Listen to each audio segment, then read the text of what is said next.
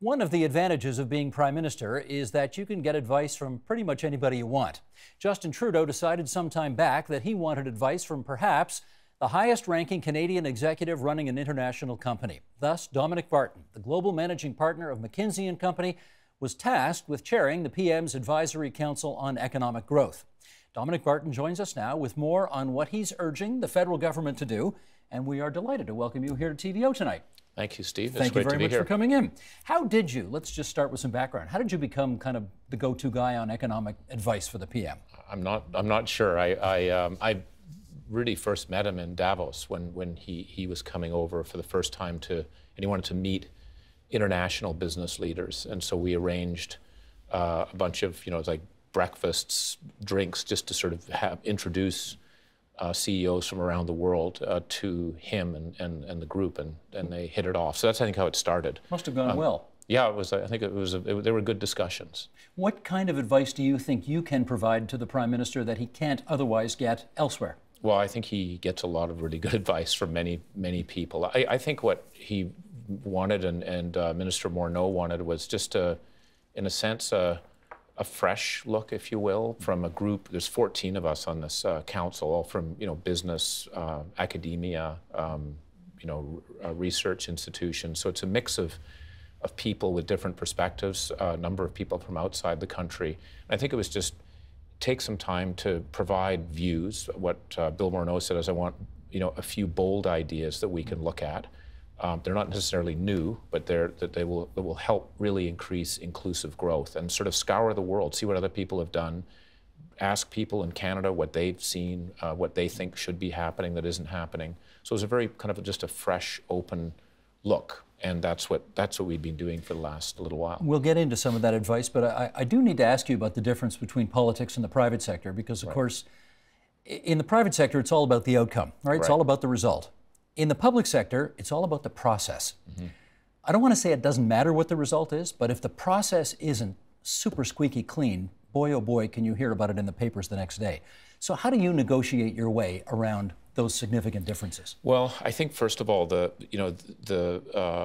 Minister Morneau sort of interviewed everyone before they were coming on about, will you have the time? Because it wasn't just a matter of doing it. This is taking a fair bit of time to do it, and that you're going to bring your best thinking to it. And I think what we also talked about is we don't want to be part of a process that just generates something that nothing happens with it. I mean, people want to see, so there's a bit of a discussion about that. How's that going to work? And what we want to do is make sure that we follow all the right processes, if you will, to make sure that it's transparent. People can see what we're talking about. We'll talk about it publicly, what we're doing. We try and get input. But we also wanted to have the comfort to say things that they may not like to hear. I mean, we just want to lay it out. Can you give me an example of that? What's something you urged on them they don't necessarily want to hear? I mean, one was around, workforce participation. And so we think that because of our declining workforce, we're going to have a very aging population over the next 15 to 20 years. We need everyone we have to participate to the extent they can. So one of the things that we have looked at, besides women with children under 12, First Nations, low-skilled Canadians, and also people over the age of 55. So one of the areas was we would like to encourage more people who can work that are older to work. So that was a bit of a different view on the retirement age. Well, for example, let's hit that on the head. The previous Conservative government wanted to raise the age at which old age security kicks in from 65 to 67. This current Prime Minister won election, in part, one presumes, because he promised to put it back to 65. You've told him, actually, it should stay at 67. How's he reacted to that? Yeah, he very open. I mean, what he basically said was, listen, what matters to me is the people who can't work over that age, and you need to think about that, because if you're a bricklayer and you just simply, think about it. And we hadn't actually thought on that side of it. But for the people that can work, over the age of 65 that want to, we should look and make sure that the incentives are there to enable them to do it, whatever even the retirement age is too. So it was a very open discussion. He said, this is why, what I'm worried about are the people that can't work, and you force them to work harder. If there's ways you can explore to think about for those people who can work and want to work, and that we've put disincentives in, show us. So it's been that kind of a dialogue. It's been very open back and forth. Gotcha. Let's go through go through some more of the recommendations. You've talked about a massive boost in infrastructure construction in the country that would presumably help improve productivity. Yeah. Give me 3 projects you'd love to see done. I'd love to increase the size of the port in Vancouver. I think we need more grain elevators because our ag food is going to be a wonderful opportunity for us. I think a lot of our mass transit and roads around some of our cities, in 4 at least of our major cities in the country, which are some of the most congested in North America, need to be expanded, improved, and increased. Those are just a few. I mean, there's rail capacity. Yeah, I think there's a real. I mean, we basically said there's about a $650 billion gap in infrastructure, and it's everything: power grids. What we have versus what we need. Versus what we need, and that actually not only restricts growth by providing it, you stimulate and push growth. It's one of the biggest, most powerful drivers of productivity growth, and we need it. But the point is, we don't want to bankrupt the country in doing that. And we think private capital can be enticed to be able to participate in that with some government capital as well. And that will allow us to build more of this productivity-based infrastructure. And so many people would love to invest here. I mean, Canada's just an amazing place, but we're not on the map on that front. Why not? Why aren't we on the map? Because there's not enough projects that are available for people to see. Some of them, greenfield projects in particular, you need some government involvement. Private investors are too nervous to just go into a greenfield operation. So you need a system that will actually allow private investors to invest.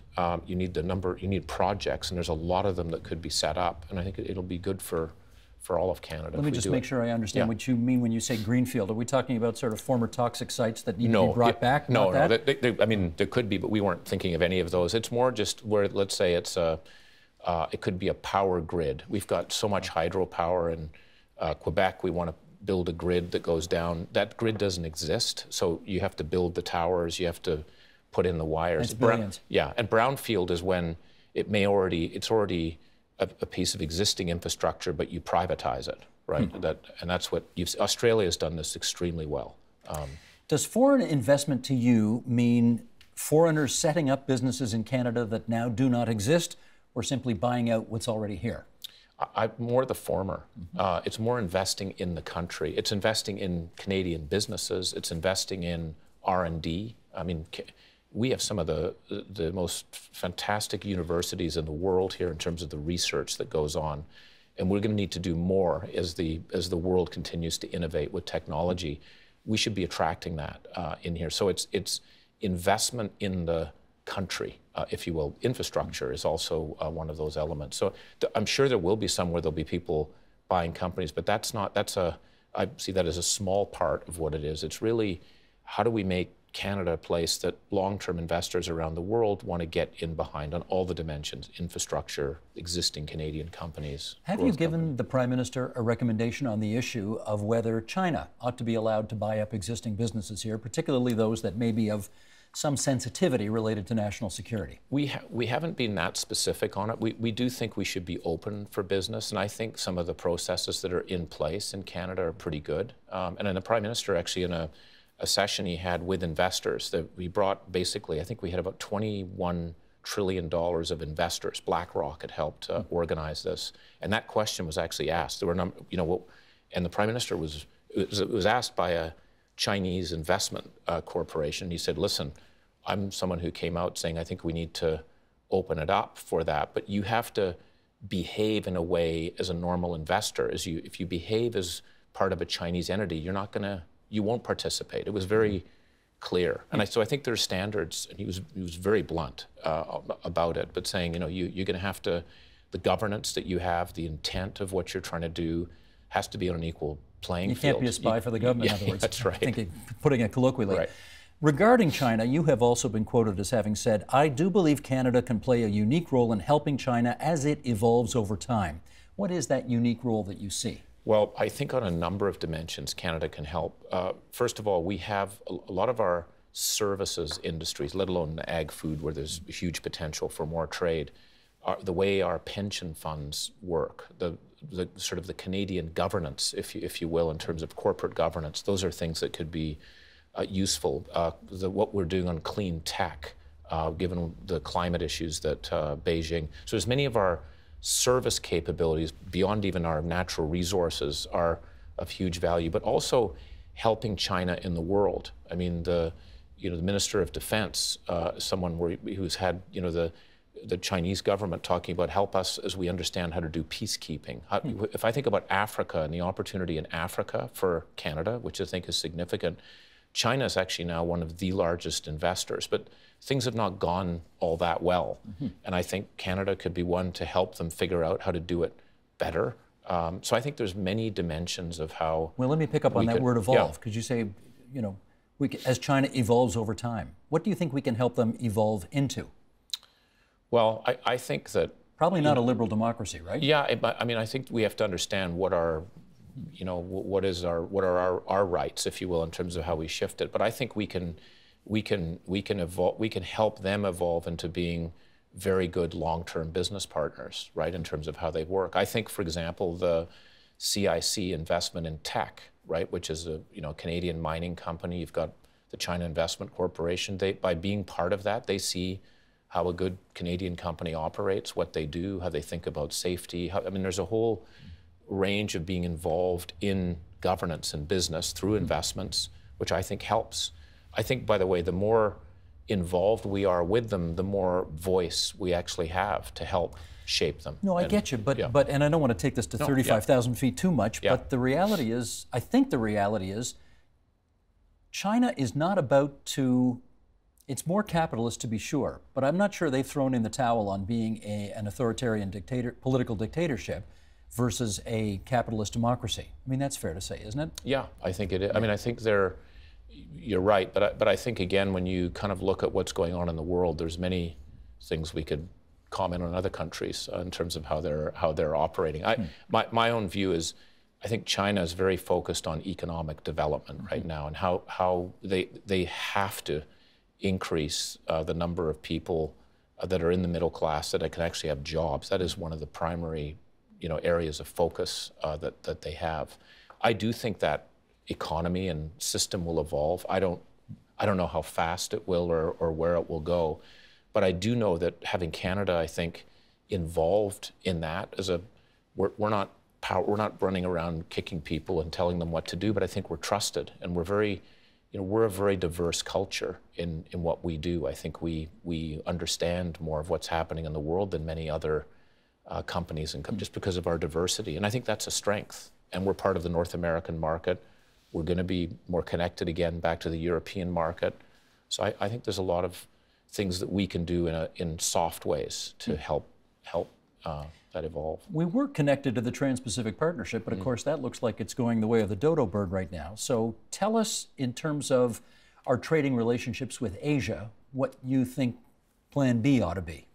Well, in the Growth Council, one of the recommendations is we really want to sort of intensify, if you will, or deepen our relationships in Asia, and particularly three countries, China, India, and Japan. We would like to have free trade agreements with all three of those countries. We think it's very important. We think we have to, North America is important, will be important, could be even deeper, and we can't take that for granted given the trade rhetoric that's going on. But we have to also be much more linked into Asia. We're just missing in action. How do we convince more Asian companies to have their headquarters here in Toronto? I was going to say here in Toronto, but let's in Canada, say the whole broadly, country. Yeah. Sure. I think Vancouver's got a big effort. I mean, and also, by the way, in Calgary as well, as because of, again, the centers that are there. I think a big part of it is that we are very much connected to North America. We are part of the integrated North American market. I think it's also a place about where talent feels comfortable living. This is an amazing place for talent, for global talent. I think a lot of people would love to live here, a lot of Chinese family. If I think about New Jersey, happens to be one of the biggest headquarters for Korean companies. And that was because there were a few that went there, and then you had a sort of ecosystem, Korean restaurants, you had schools, and I think if we can show that we've got we have all of the infrastructure, we're a very open society, we're welcoming of people, we're global, that's very attractive. And I think we should push on that. Well, how do you like our chances against a president who says if you don't sign up for America first and you don't come here, there's going to be problems with the U.S. of A? Yeah, well, I think we have to take that very seriously, but you also have to look at how I think business is actually done, including by our U.S. Colleagues. You know, supply chains are just, we've just got a nerve system that is across North America, particularly between Canada and the U.S. You can't just chop it. We have so much back and forth, and I think part of it is we're going to have to explain to people, some policymakers, that supply chains are not that simple. It's not just a matter of bringing something from over here and plunking it.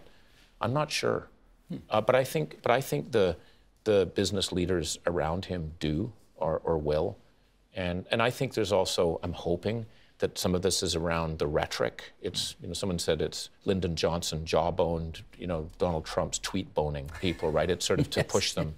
Yes. But it's very difficult to jigger with these supply chains. And also, I think also we have to realize there are 35 states in the U.S. that have a trade surplus with Canada. You know, this isn't a China U.S. trade situation. So he's wrong when he says NAFTA's a disaster. Absolutely. Have you met him? No, I haven't. Would you like to? Yeah, I wouldn't mind. I've met a number of his policy advisors, and I think, again, I think it's what I sort of look at is what is it that people are actually going to do versus what they're saying and how are things set up. And I think it's, you know, spending time with Paul Ryan is important to see what Congress is actually the Speaker, who's I think got a pretty clear set of plans of what they're going to try and drive through. And then if you see some of the policy advisors that are around him and what they're trying to do, there's sort of an agenda evolving. So to me, and I think the market's going to want to see this too. Let's see what actually can happen. What are you suggesting we do about immigration to Canada? We are suggesting a couple of things. We think we need to increase it, particularly the economic immigration. And this is, again, largely driven by the fact that we have this rapidly aging population in Canada. I mean, just to put a set of numbers around it, we've had about a 1.9% GDP per capita growth rate for about 50 years. And that's been the demographic boom. It's been a younger women coming into the workforce. Based on aging today, if you look in Canada for the next 50 years, it'll be at 0.8. That's a big hit. So 1.9 to 0.8. That affects middle class job. That's a big headwind. It's a big pay cut. It is. And by the way, we're the most rapidly aging of OECD countries, except for Japan and Korea, which in my view have already gone over the edge. I mean, they're so far gone. It's going to be very difficult to be able to get that. So we need those new young immigrants to come in. And I think there's another element to it too, which is, you know, economic immigration actually can create jobs. The Conference Board has done very good work on this. But we're also seeing, in Atlantic Canada, we have a good number of unfilled jobs. You've got Irving that's out recruiting in Romania for loggers. I'm even talking about the temporary foreign workers. We've got a number of meat packing plants in Saskatchewan, in Alberta, that do not have the people. This is going to be a very big issue for the U.S. right now. I mean, California agriculture is going to be feeling a lot of pain. Do you think we've got a better shot at these immigrants, given how, you know, I don't want to overdo this, but there's a lot of bellicosity coming out of the United States right now. So we got a better shot at these immigrants, you think? I think we do, and I think we've always been a place where people want to come to. We know, for example, there's roughly 3 million qualified students that would love to come to university in Canada from Asia, right?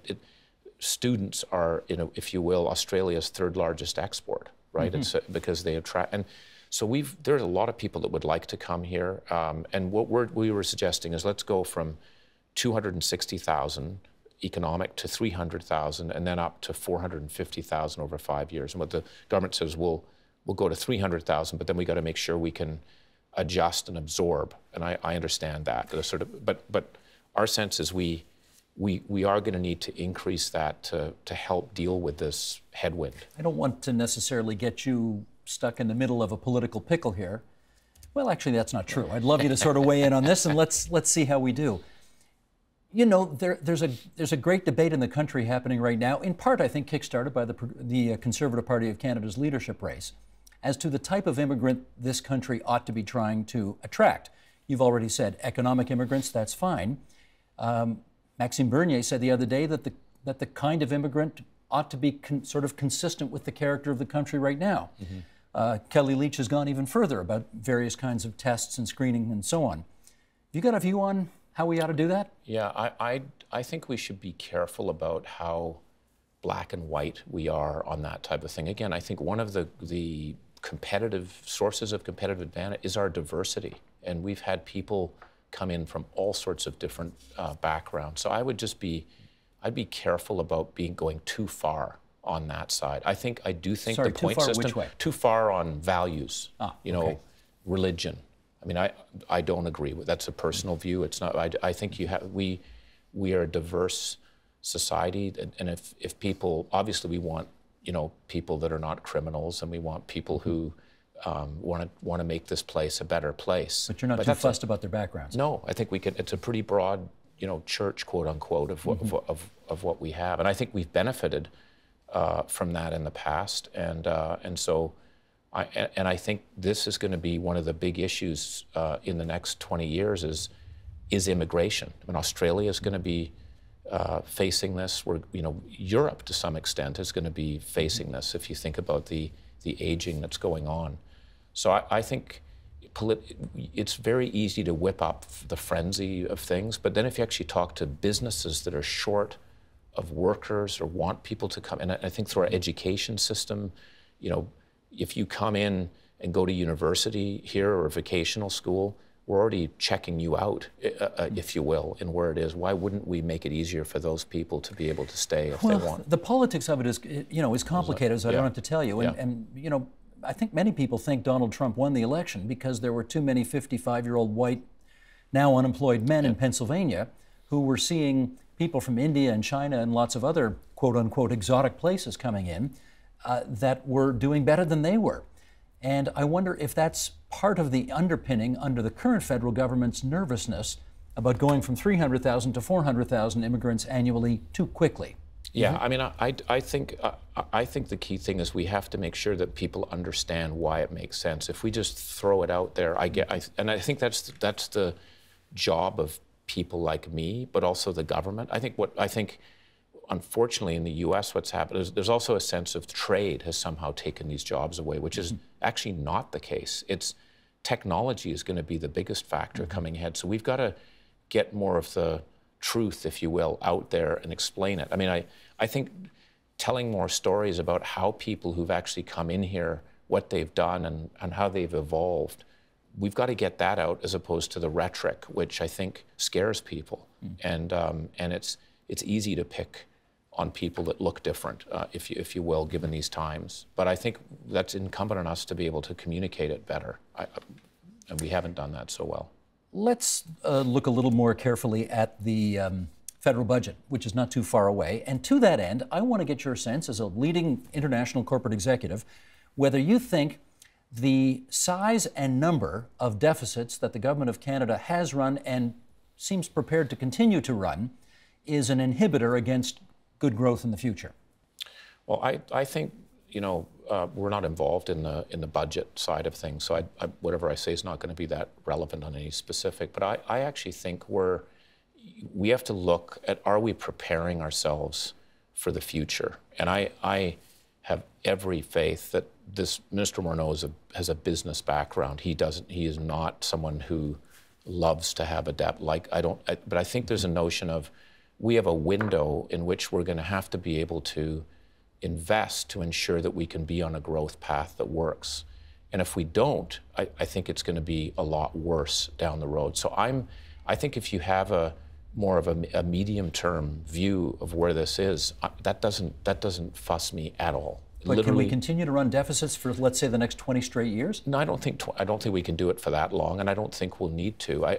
But I think if we don't make the necessary investments to be able to get the economy in a different trajectory, and there are things we need to do, whether it be in trade or whether it be in the industry makeup of what we've got or how we're skilling people.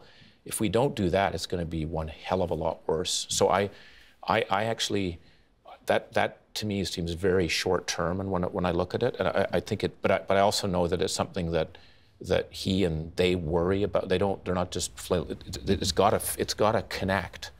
But there's a window in which you need to do it. And I think we're in a window now where we can do it, and we should do it if we're investing for it. I don't have to tell you, there will be people watching this broadcast right now who will be saying to themselves, you know, we really followed a and let me preface this by saying, I know your mission is to get middle-class incomes up. I know that's what you've been tasked to do and give advice that gets to that finish line. But there will be those watching this interview right now saying, you know, we followed a pretty pro-business agenda in the past. We cut businesses' taxes, you know, we've primed the pump when it comes to public spending, and, you know, and we're not doing any better. And I guess I'm wondering, you know, do you really believe like 3% and 4% growth rates are possible if we follow this prescription? I think that we can. I think we can significantly increase the growth.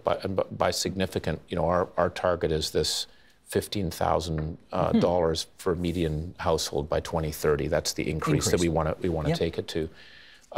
And the reason I think is it's not. We haven't even talked about the taxes and so forth. This is, you know, infrastructure is something that pretty well every country has talked about, but no one's done anything. And that is, it's sitting out there, and that's about delivery. And I feel very confident about. I mean, the U.S. needs to do it. That's a very strong point of common bond. He knows that, and he's trying. You know, they're trying to put $1 trillion into the system. You know, so I feel very strong. The innovation side of things, we've talked about it, but I think what we're trying to do here now is put. You know, there's going to this growth capital fund that was just announced this past week is a very important part of that. To put, you know, $500 million and then $1 billion in for these companies that don't have enough capital to move forward will help move the dial. The idea that we pick some sectors, not to do industrial policy, but to say we see huge ag, food, health sciences. We've got to, if we unleash that, and it's not a difficult thing to do. Why is the Netherlands ahead of Canada on ag food exports? It just makes no sense. Yeah.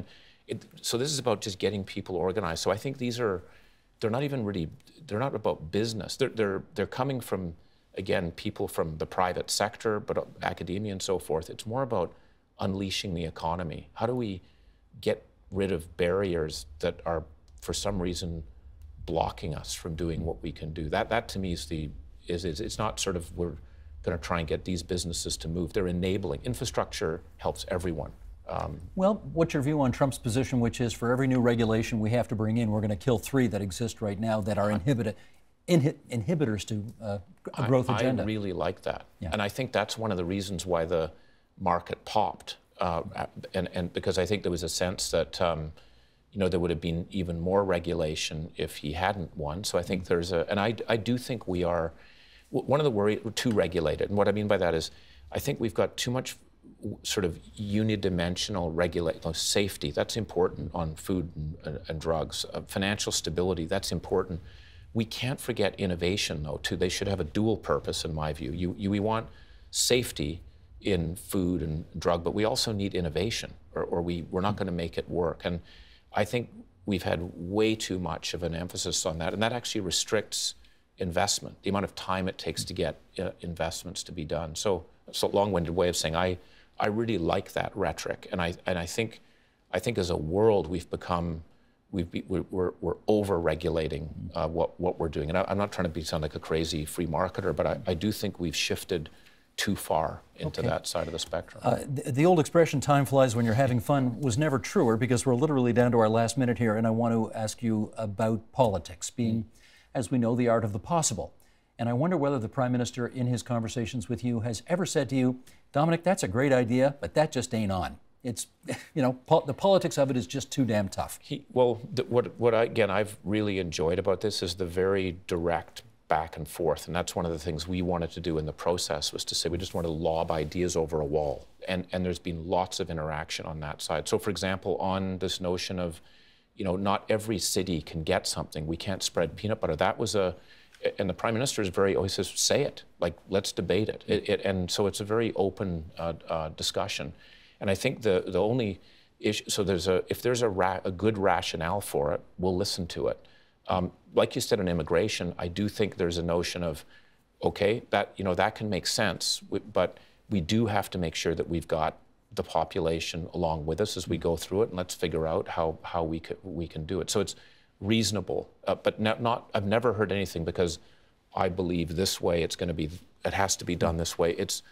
If it's reasonable, we'll look at it, and then we got to see if it can be practical in our agenda and what we're driving. So, well, a former speaker in the United States, John Boehner, used to say, if you're a leader and no one's following, you're just a guy out for a walk. That's right. So, and I know no politician wants to be like that. Dominic Barton, it's really good of you to come in and spend so much time with us today here at TVO. He's the chair of the Advisory Council on Economic Growth and the global managing partner for McKinsey Company. And I bet you've got to get on a plane to go somewhere sometime soon. So thanks very much for doing this. Thank you, Steve. Really appreciate it. Pleasure. Thank you. Help TVO create a better world through the power of learning. Visit TVO.org and make a tax-deductible donation today.